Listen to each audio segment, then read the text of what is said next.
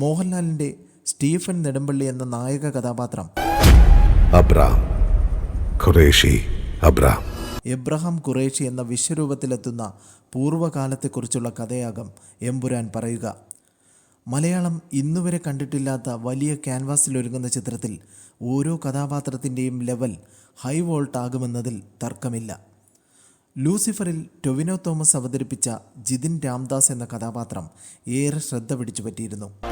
ഇപ്പോഴിതാ ടൊവിനോ ഷൂട്ടിംഗ് പരിശീലിക്കുന്ന ഒരു വീഡിയോ പുറത്തു വന്നതോടെ എമ്പുരാനിലെ കഥാപാത്രം തോക്കെടുക്കുന്നുവെന്ന സൂചനയാണിതെന്നാണ് സോഷ്യൽ മീഡിയ പറയുന്നത്. AK-47 വെച്ചുള്ള ഷൂട്ടിംഗ് പരിശീലന വീഡിയോയാണ് ടൊവിനോ തോമസ് പുറത്തുവിട്ടത്. കൃത്യതയാർന്ന ഷാർപ്പ് ഷൂട്ടറാണ് താനെന്ന് തെളിയിക്കുന്ന വീഡിയോയ്ക്ക് പിന്നാലെ ജോർജിയയിൽ പാരാഗ്ലൈഡിംഗ് നടത്തുന്ന വീഡിയോയും ടൊവിനോ ഇൻസ്റ്റാഗ്രാമിലിട്ടു. ഇതോടെയാണ് Jithin Ramdas എമ്പുരാനിൽ തോക്കെടുക്കുമെന്ന സൂചനയാകുന്നത്. എമ്പുരാൻ്റെ ലൊക്കേഷനുകളിലൊന്നാണ് Georgia.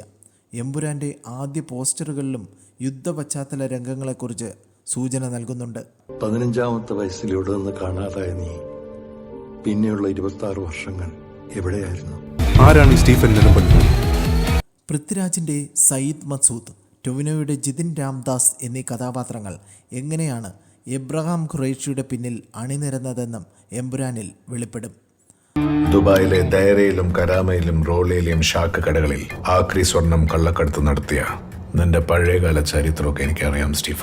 അഫ്ഗാനിലും ഖരാമയിലും gold smuggling നടത്തിയ സ്റ്റീഫൻ ഇന്ത്യക്ക് വേണ്ടി ചില ദൗത്യങ്ങളിൽ പങ്കാളിയാകുമ്പോൾ ജിതിൻ രാംദാസിന് തോക്കെടുക്കാതിരിക്കാൻ കഴിയുമോ?